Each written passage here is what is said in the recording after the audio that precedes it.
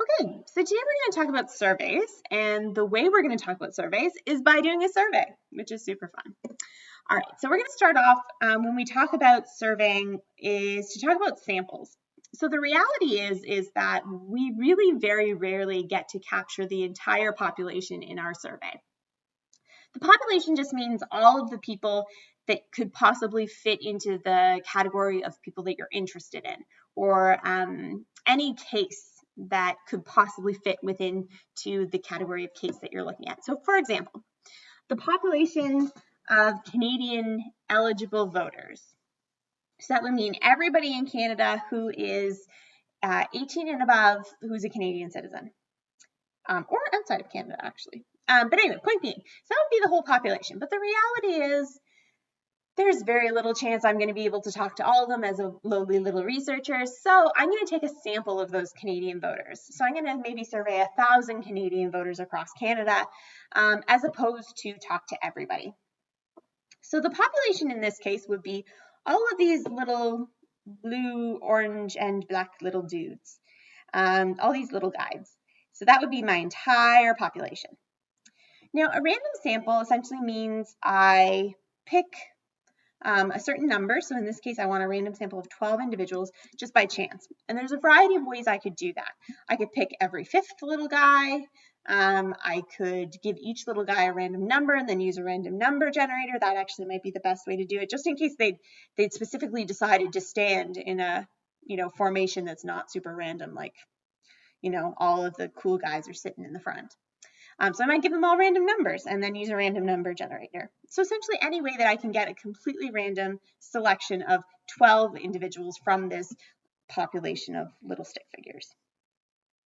A stratified random sample essentially means that I am sampling based on a subgroup. So essentially, if I wanted 12 individuals and I wanted to make sure that 4 of them were blue, 4 of them were black, and 4 of them were orange, then I could do a random sample within this subgroup. So that is a stratified random sample. So each of these subgroups is a strata.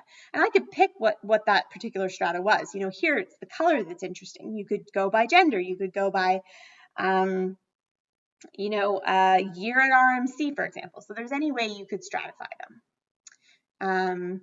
And so what I would do is I'd just use the same random sampling method I used above, but I would do it specifically in each group.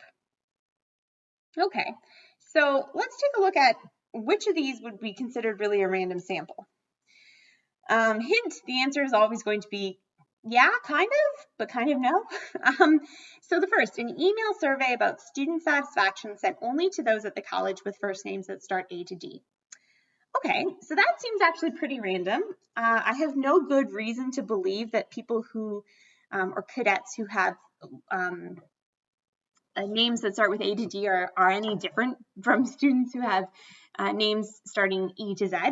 There's no good reason I can think of. There is actually a case though, like say I use last names and I know that there's a specific last name that has a lot of individuals who are who are similar. Maybe it's a really common last name. And then in this case, this could get into the case where it really wouldn't be random, but first names, I don't know. Unless I had a good reason, I would say this is probably pretty random. The second one, a survey of voters that asks every third person leaving the voting booth to fill out a survey on how they voted. Okay, so my population that I'm looking at here is all voters.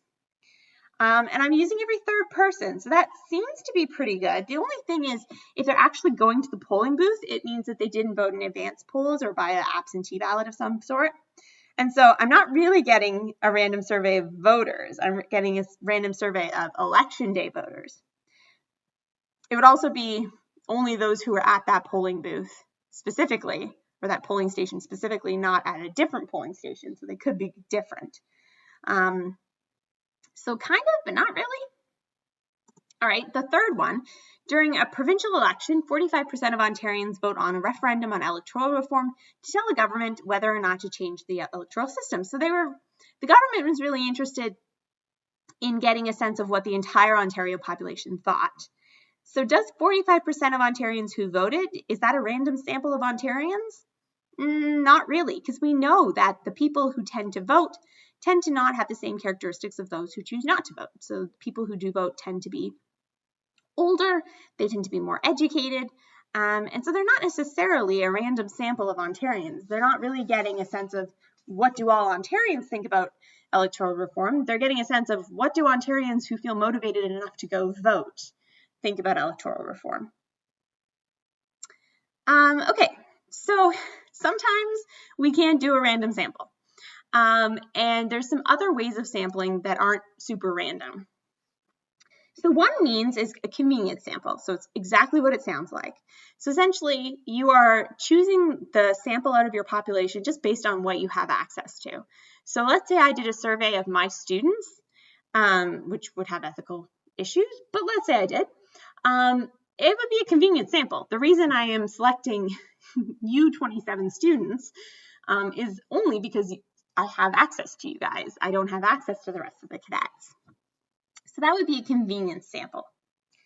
Purpose of sampling is essentially where you send a sample just to a specific group that you're interested in getting their feedback on. So let's say I was talking about, I wanted to know who Liberals wanted as the next leader if Justin Trudeau left. I'm probably not going to go look at the Canadian population. I might be interested in just those Liberals who are, card-carrying members who are likely to vote. This is also the case essentially when you're like, I want to know what likely voters are going to vote for, not just anybody, and that's how you can predict that Hillary Clinton will win an election and then Donald Trump does, is because you don't take into account who is a likely voter. Quota sampling is essentially when you want to get kind of like a stratified random sample where you want to get representation from specific subgroups. You want it to be in a specific percentage, or you want to have it equal. And so you essentially seek out members of these specific subgroups to survey. So let's say I wanted it to be half women, half men. Then I would, have a quota of men I would want to get and a quota of women I would want to get. Finally, snowball sampling is when, especially for hard to reach population groups, when you essentially get a few people to fill out your survey and then you get them to recommend other people to fill out your survey. So that's one way that you can access maybe a population group that you wouldn't have access to otherwise. Anyway, so here's the examples that I had, and you have to match them up. So convenience sampling. I would say that would be like you want to know what cadets think about food, so you ask the people sitting at your table. So it's just convenient.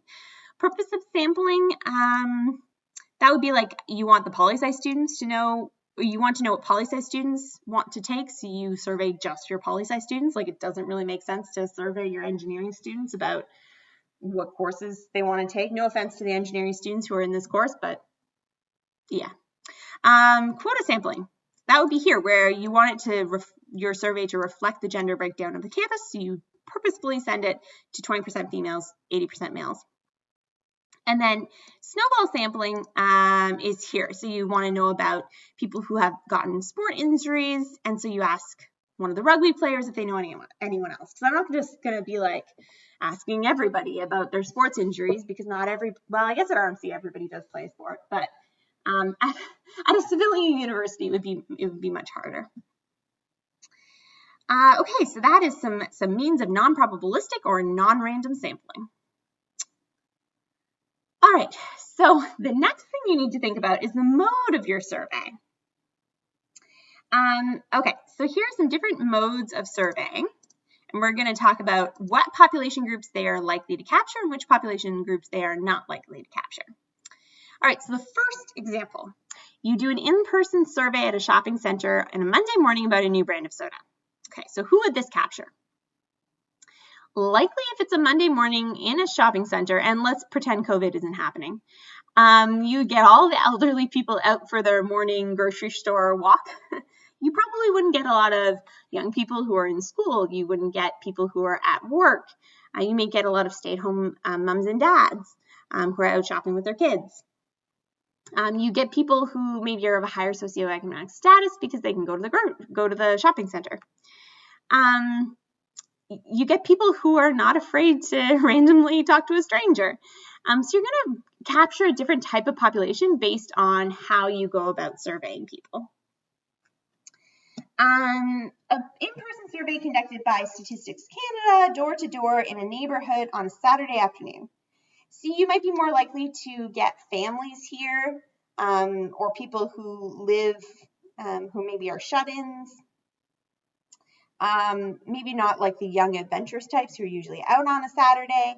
You're also going to get the people who own homes in safe neighborhoods, because, Statistics Canada people might not want to likely be spending more times in super unsafe neighborhoods, although they do a really good job of enumerating when they have to, door to door. There's a bit of credibility to Statistics Canada, so I think people would actually open up, but obviously a lot of different groups, if they all were surveying on a Saturday afternoon door to door, I wouldn't answer them, but I would answer Statistics Canada. So that's something to think about too, who's running the survey. All right, a survey on a hot button political issue conducted by a major news outlet on a Thursday evening via the telephone. The landline.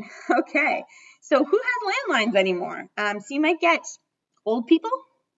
You might get the people who work 9-to-5 jobs, but not those who work the night shifts.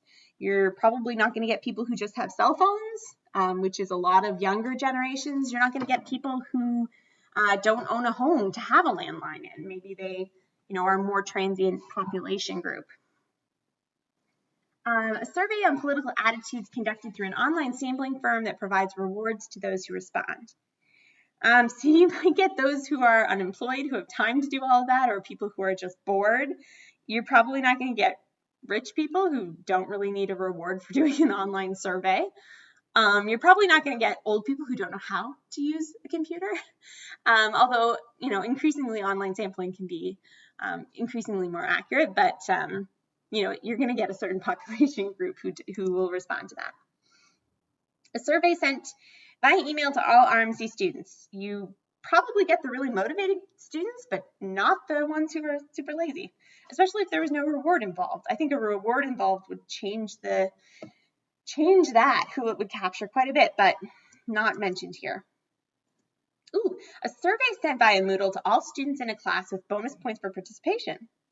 So you're going to probably get a pretty good chunk of that population of students, but you're not going to get the non-students or those who chose not to take that class. So like, let's say it was research and methods, you're going to get a lot of poli-sci majors, but not that many non-poli-sci majors. Anyway, so there's always pros and cons of ways to go about getting response rates and who you're going to capture in your survey. Oh, this one's fun. What is your favorite color? Mine is yellow, in case anyone was interested. Okay. What is your favorite color? Oh, actually, if I can say other, then I'm actually going to say that my favorite color is magenta.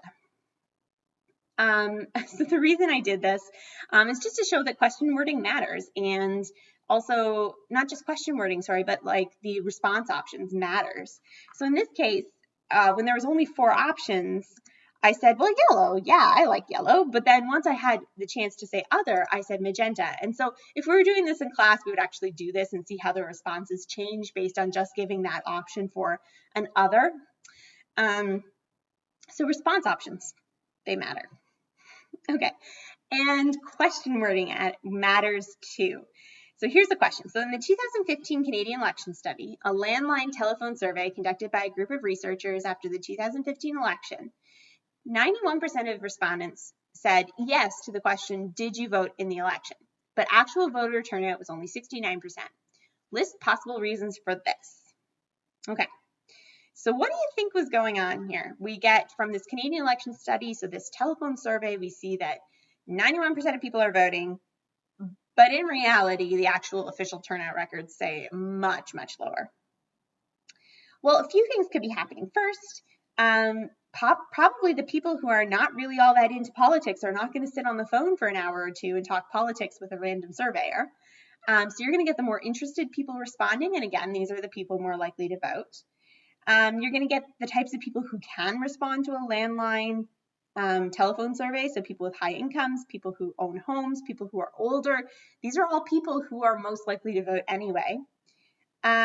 People might not remember. They might be like, oh yeah, I totally voted, and not actually remember if they did or not. And then also there's a desirability function. So if somebody asked me, did you vote in the last election? I'm like, yeah, of course I voted. smile, nod. Like, who says that they didn't vote, right? Nobody really wants to be that person who's like, I didn't vote. I don't care about democracy. No, like everybody wants to be the good citizen who voted. So a lot of people will lie as well. So there's a few reasons why this can be the case. And that's why question wording can be so important. So let's look at a few different ways we could ask this question. So the first is, did you vote in the last election? That's what they asked. So some of the advantages is it is super simple. And in survey world, time is money. If you can get your survey down shorter, it costs less money and more people are going to complete it. And so this is really simple. It's really easy. You either voted or you didn't. However, there is some desirability. You're either like the awesome citizen who said yes, or you're the terrible citizen who said no. You have to choose one of the two. So maybe your answer is no, but the reason your answer is no because you are 17 years old. And so we might assume something based on the response that we actually aren't trying to get at. Here's another way that you could ask it. In each election, we find that a lot of people are not able to vote because they were not registered. You can vote even if you're not registered, by the way, in Canada. Anyway, but continue. They were not registered, they were sick, or they did not have time. Which of the following statements best describes you during the 2015 Canadian federal election? I did not vote in the election. I thought about voting but didn't. I usually vote but didn't this time.